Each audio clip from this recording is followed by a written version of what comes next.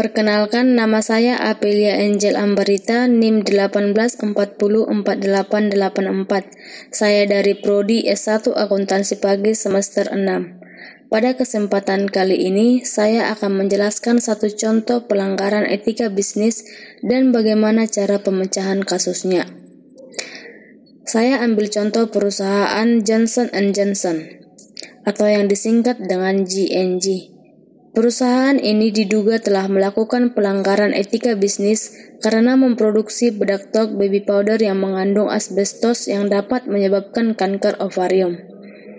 Adapun untuk penyelesaian kasus ini dapat dilakukan dengan beberapa kerangka pemecahan masalah.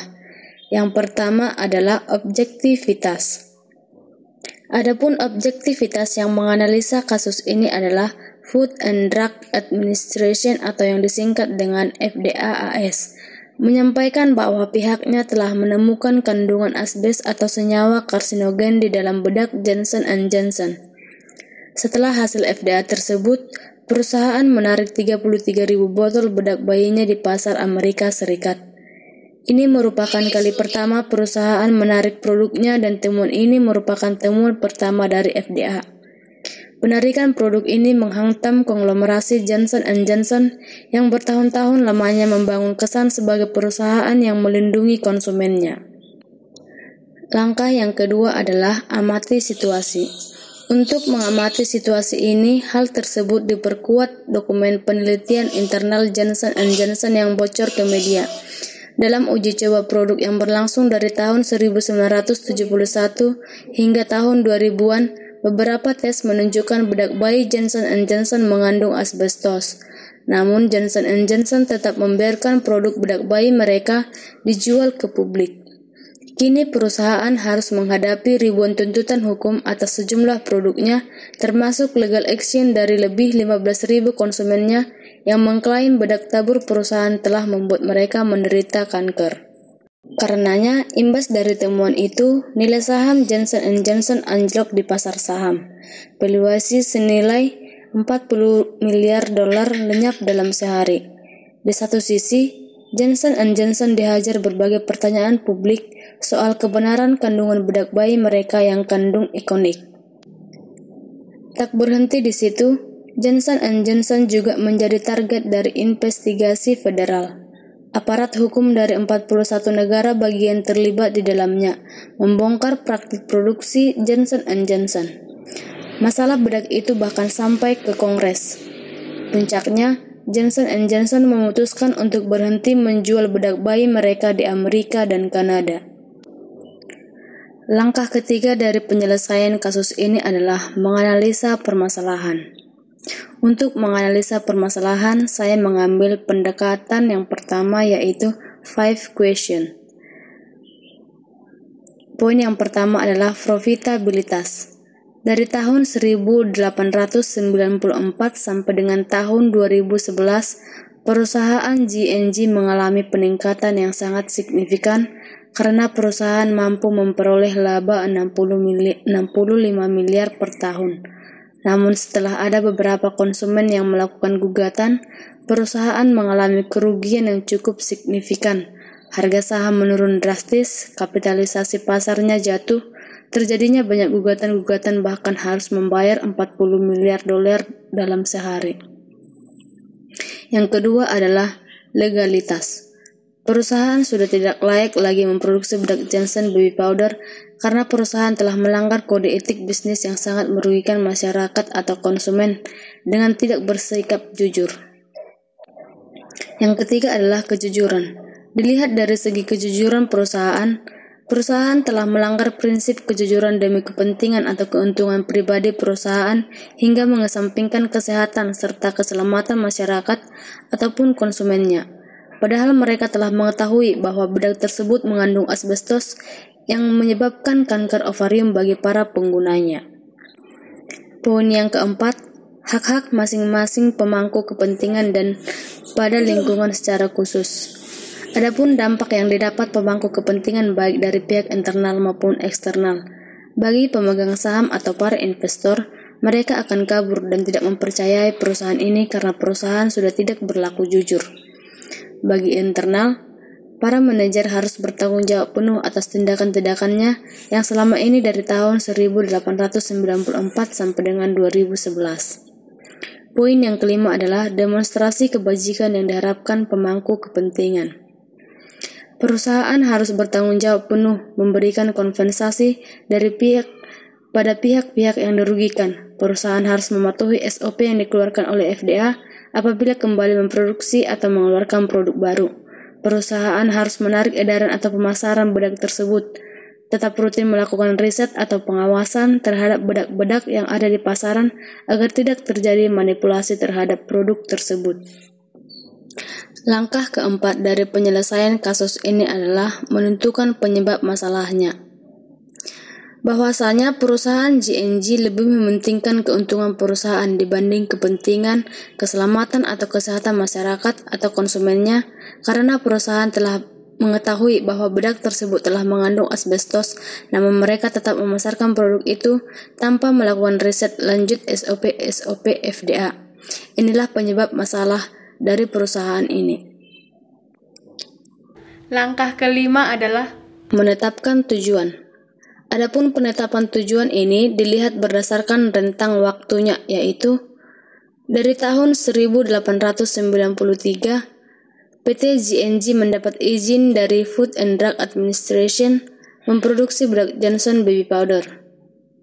Dari tahun 1894 sampai dengan 2011 dipasarkan dan mampu memperoleh laba hingga 65 miliar dolar tiap tahun. Pada tahun 1971, W.J. Henderson dari Ternovus Institute for Cancer menjadi studi pertama yang menunjukkan adanya hubungan antar kanker ovarium dengan talc atau bedak Johnson Baby Powder dan terdapat kandungan asbestos pada talc tersebut, namun perusahaan mengabaikan hal itu. Nah, pada tahun 2013, perusahaan menghadapi tuntutan dengan tuduhan bedaknya menyebabkan kanker ovarium. Diane Berg didiagnosis menderita kanker pada tahun 2006 dan Berg tidak mendapat ganti rugi meski hakim dalam persidangan setuju bahwa bedak menambah risiko kanker pada Berg. Februari 2016 sampai Oktober 2017, perusahaan kembali mendapat tuntutan dari keluarga Fox, warga Alabama, Amerika Serikat, dengan tujuan bedaknya menyebabkan kanker setelah pemakaian 35 tahun dan pihak Fox menang di pengadilan dan J&J diharuskan membayar $72 juta atau sekitar 1,4 miliar. Kemudian, pada Oktober 2017, J&J menghadapi 9.000 tuntutan karena bedak talc-nya. 6 Juni 2018, J&J menghadapi tuntutan hukum besar. Sebanyak 22 perempuan menuntut ganti rugi karena dianggap telah menyebabkan kanker ovarium setelah pemakaian puluhan tahun. Dan pada 12 Juli 2018, pengadilan menyatakan J&J bertanggung jawab pada kasus kanker 22 perempuan tersebut dan diharuskan membayar uang sebesar 7,9 miliar ke masing-masing orang dan juga ganti rugi sebesar 58,9 triliun. Untuk hasil akhir dari tuntutan-tuntutan ini, pada Oktober 2019 lalu, perusahaan itu secara sukarela menarik kembali 33.000 botol bedak bayinya setelah Badan Pengawasan Obat dan Makanan dan FDA menemukan kandungan asbes dalam produk tersebut, dan perusahaan bertanggung jawab dengan mengganti rugi semua konsumen-konsumen yang menjadi korban kanker ovarium atau gugatan-gugatan yang diakibatkan kandungan asbestos yang terdapat pada produk tersebut.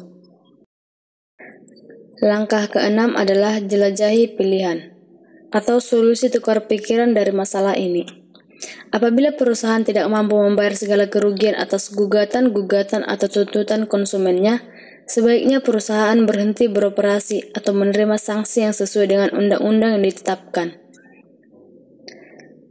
Adapun alternatif untuk mengembalikan kepercayaan masyarakat atau investor agar kembali menanam saham pada perusahaan.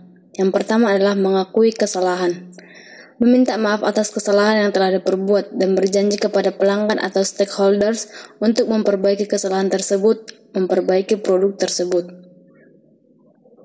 Yang kedua adalah apabila kembali memproduksi produk yang sama, pastikan produk tersebut tidak membahayakan para konsumen dan rutin melakukan riset di pasaran agar tidak terjadi manipulasi produk yang merugikan perusahaan, sehingga nama baik perusahaan tetap terjaga dan dipercaya konsumen maupun para investor. Yang ketiga adalah perlunya merancang komunikasi yang strategis dengan para stakeholder untuk mengembalikan citra. Apabila upaya tersebut berhasil, maka langkah berikutnya adalah kembali ke tahap kedua, yaitu pemeliharaan citra. Yang keempat adalah membuat presentasi yang meyakinkan. Sebelum mulai berdiskusi dengan investor, sebaiknya perusahaan menyiapkan presentasi ringkas mengenai usaha mereka, beserta keunikannya dari pesaing lainnya, dengan catatan tetap mengikuti aturan etika bisnis yang ditetapkan. Langkah ketujuh adalah memutuskan solusi.